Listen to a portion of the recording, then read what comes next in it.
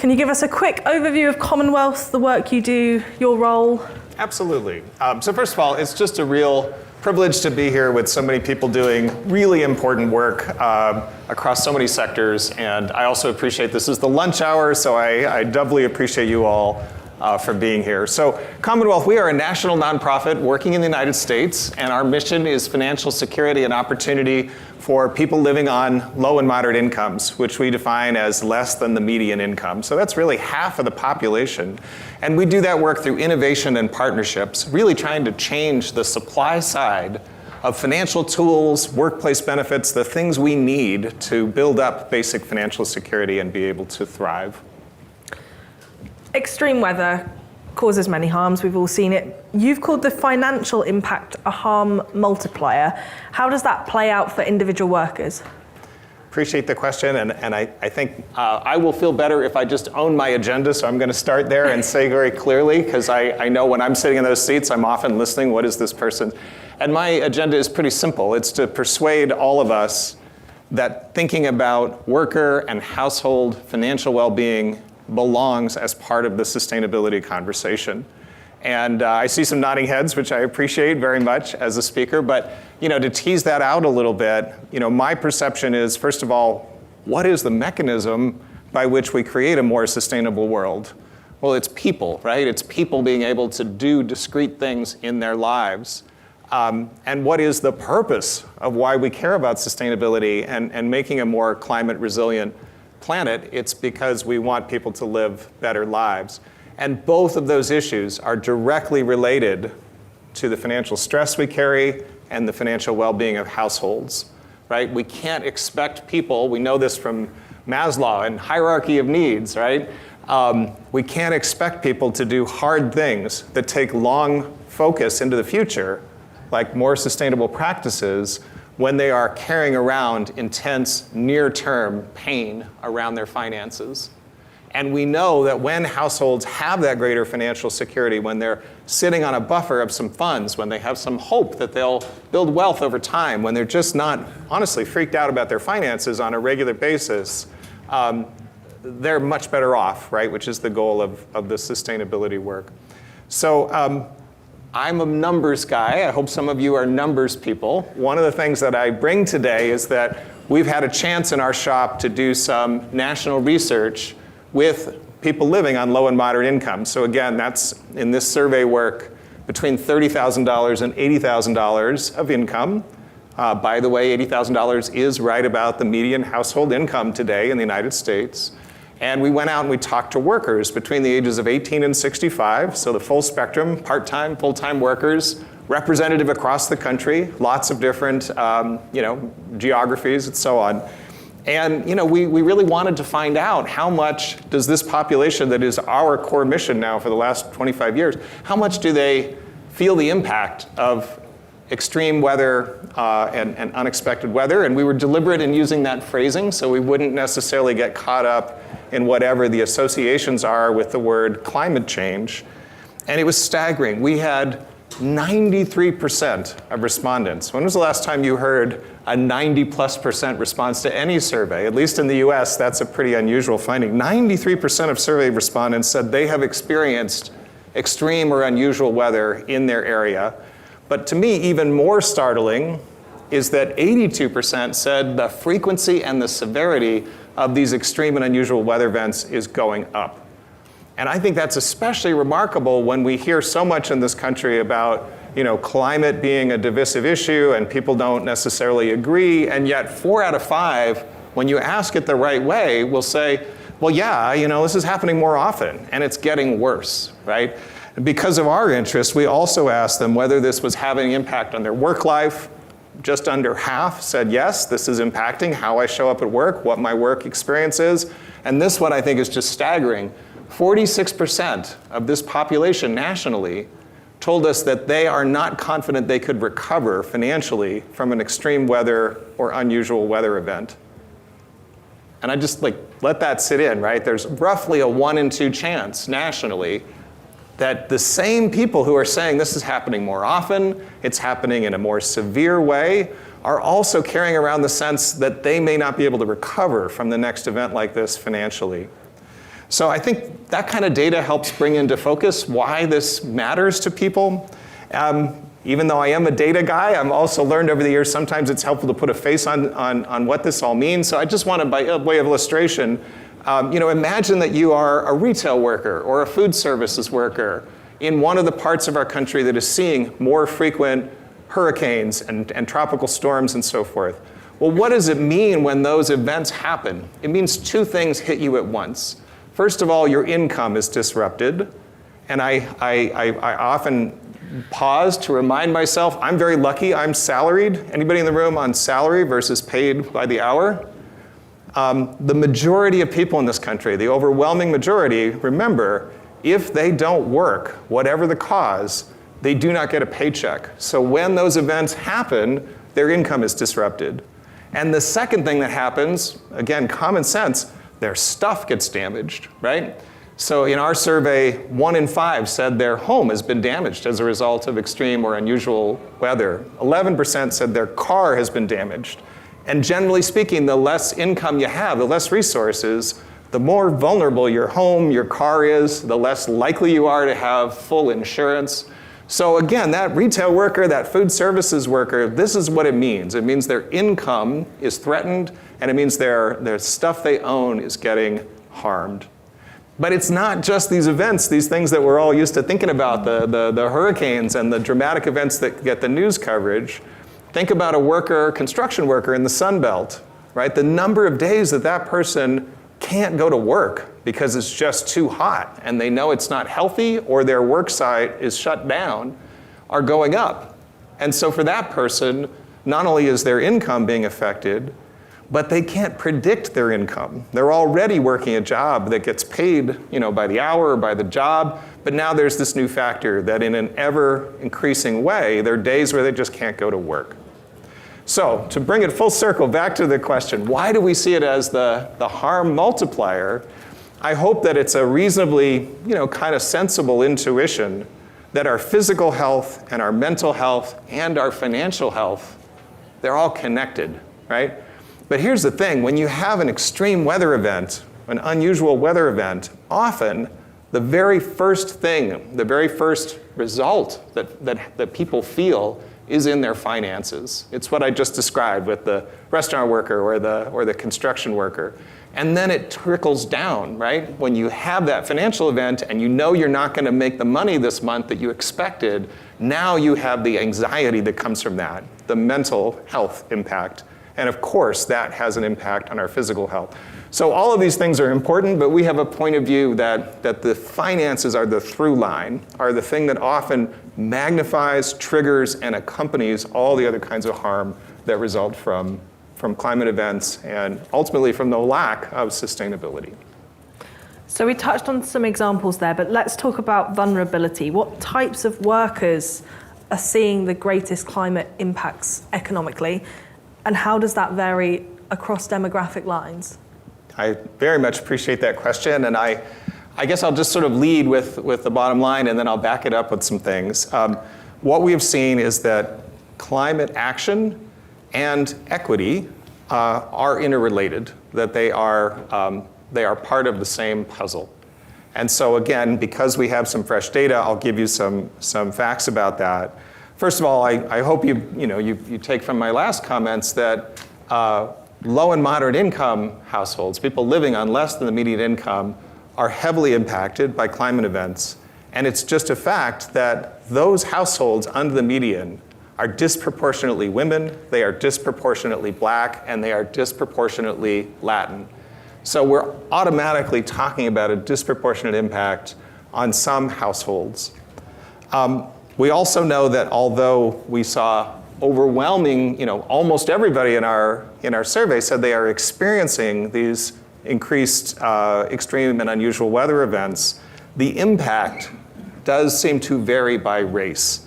And I just want to make sure I get my numbers right here. So for example, we asked workers who had been impacted a lot by extreme weather, and it was nearly twice as high for Black households as compared to white households. We also asked workers about whether their personal financial opportunities had been impacted by extreme weather. And similarly, we saw the highest response, more than a third of Black households said yes. That figure was 27% for Latin households and 23% for white households. In addition, the kind of impact varies as well. So for example, twice as many Black households as white households told us that they have had their hours cut as a result of extreme or unusual weather events. Between 2.5 and 3 times as many Black households told us that they had been, without their choice, had been pushed from full-time status to part-time status. We wanted to get a sense of how these events were impacting kids, so we asked about households that have kids. We found that Black mothers, 44% of them said their personal financial situation had been impacted by extreme weather, right? Their personal financial situation. And that figure was smaller, 31% for Latina households and 26% for white households. I know there's a lot of numbers. The last one I'll say is there is a generational piece to this also. More than a quarter of Gen Z households said they have been impacted by extreme weather, compared to 10% for boomers. So I guess the takeaway in all of those numbers, and by the way, all of this is available in our report and our website, so you can, if you're interested, those are resources that we can get to you. But the takeaway, which probably shouldn't surprise us, is that extreme and unusual weather falls differently on different people. And that's true across race, across gender, across household status, how many kids, and across generation. And I guess to close on a sort of a half-full note, what that means is that when we can make progress on household financial security and well-being, we are also making progress on these various different kinds of equity. So we think that's really the opportunity there. So you've joined us at Sustainability Live Chicago. Thanks for coming. Yeah. How and why should employers see worker financial well-being as a sustainability issue? I appreciate that question, and my primary lens on this one is because I think values are central, and we have found that is often the hardest conversation. But so let's talk about the more hard-boiled reasons why employers should care about this. First of all, it is incredibly high impact when you can do something for your workforce's financial resilience and financial preparedness. And it hits more than one goal. Mercer, respected consulting firm, has estimated that in the United States, employers lose $250 billion a year in lost productivity due to worker financial stress, right? So there's a very large number there that is in play, even before we think about how important sustainability is. Other sources tell us that workers who are concerned about their finances can spend upwards of 3 hours a week on the job trying to manage their finances, right? So if you're an employer, think about that. You got, close to 10% of the hours of some of your workforce are on a computer looking something up, are calling a friend to say, are you gonna pay me back the way you said you would?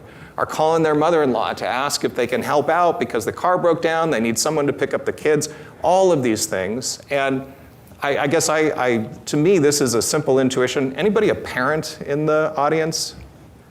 Thank you for raising your hands, playing along. This one resonates for me. I just know that I am at my worst as a parent when I am stressed and distracted by something, right? Those are the moments when you're short with your kids, when you maybe just don't show up the way you would like to.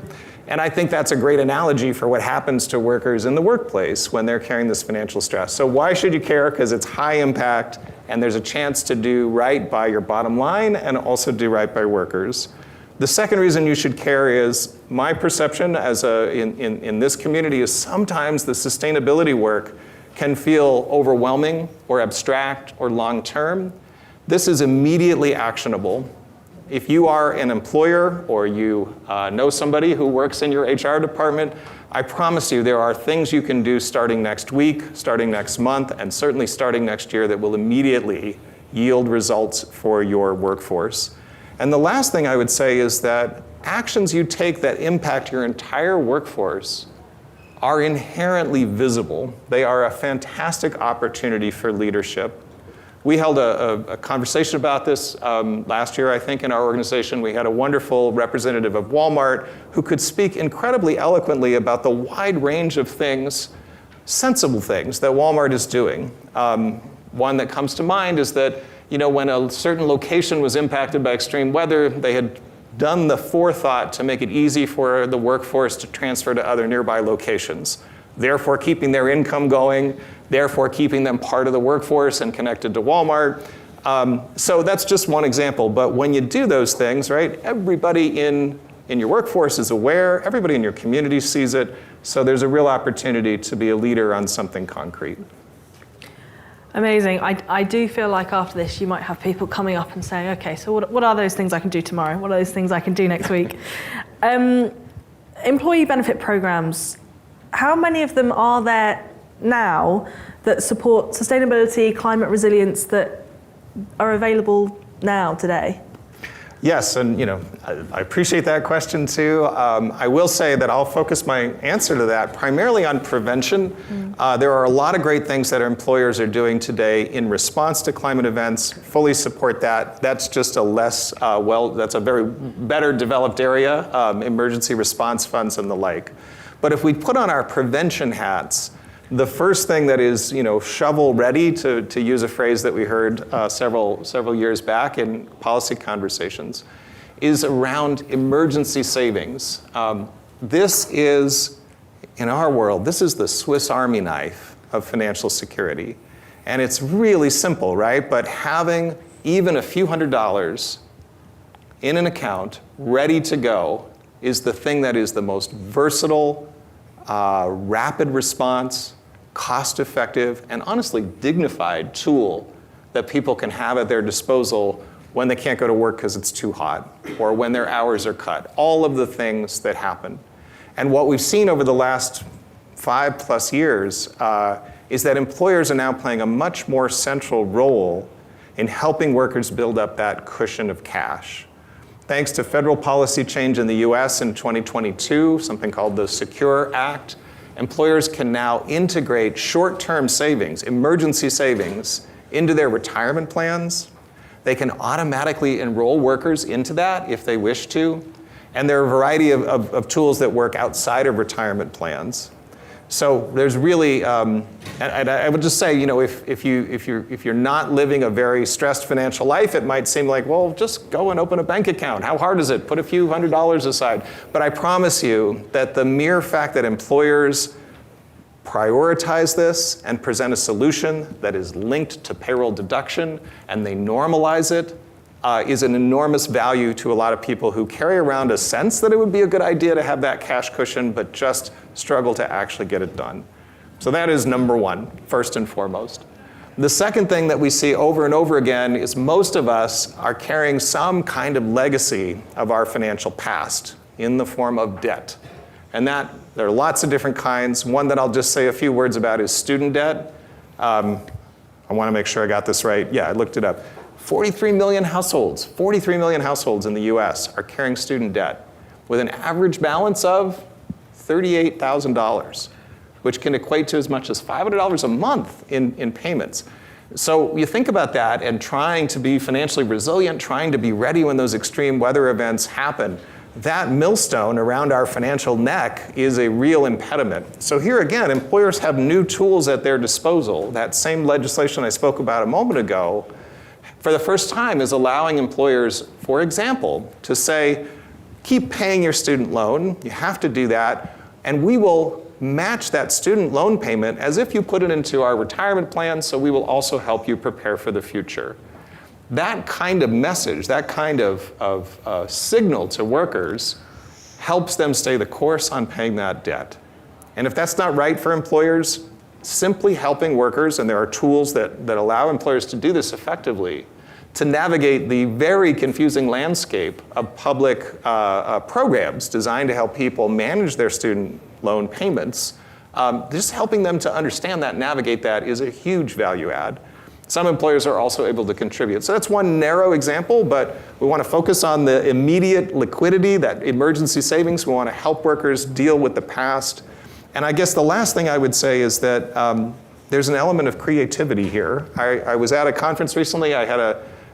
We were talking about something similar, and afterwards I got chatting with the CEO of a home health aid company, right? Folks who go into your home if you need help bathing or feeding or dressing yourself because you're sick or elderly. And he said, yeah, I know what you're talking about. He said, we started a couple years ago, we cover roadside assistance for our workforce now. And I had never thought of that, right? So these are folks who are on the road all the time, driving to people's homes, probably in cars that are not the newest with a new car warranty. And they saw how dependent their workforce was on that car and what an incredible impact it has if that car has a breakdown. And they wisely said, we can probably provide some protection for that in a cost-effective way that'll have this really outsized impact in reducing the financial anxiety. So I only use that as an illustration of there are going to be ideas that make sense for individual employers that are creative and won't be on the menu, so to speak, but can also do a lot to build that financial resilience so that home health aid is better positioned when the extreme weather comes knocking on their door.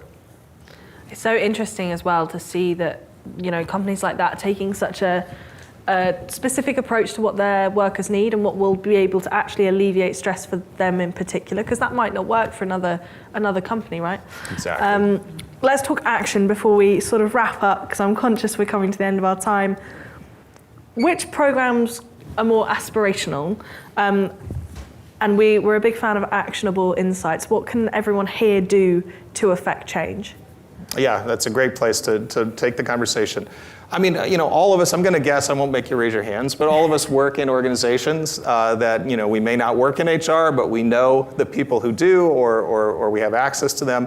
Go and talk to them, right? Ask them to look at their existing benefits practices, and are they optimized? Are they even really seeing that hourly worker, right? That construction worker, that restaurant worker, that retail worker, whose pay varies a lot, right? And who are more vulnerable, based on our findings, to extreme weather than we possibly might have suspected. So that's an actionable item. Talk to your HR folks, ask them if they are paying attention to their benefits. And by the way, we are in a position to help my organization, and we don't have to charge employers because we have philanthropic support. We can be a resource about best practices, about how to do this. The second thing is set a goal, right? Set a goal so that your workers are financially resilient. These things are measurable. And then talk about it. Talk about it inside the organization, right? It's a win for your workforce. And talk about it outside the organization, because that's how we bring it to the larger sustainability movement. Incredible. So lots to take away. Thank you so much, Timothy. We're out of time, but I'm sure if anyone wants to come and speak to you about the incredible work you're doing, they can come and find you somewhere around. A round of applause for Timothy, please. Thanks, everybody. Thank you.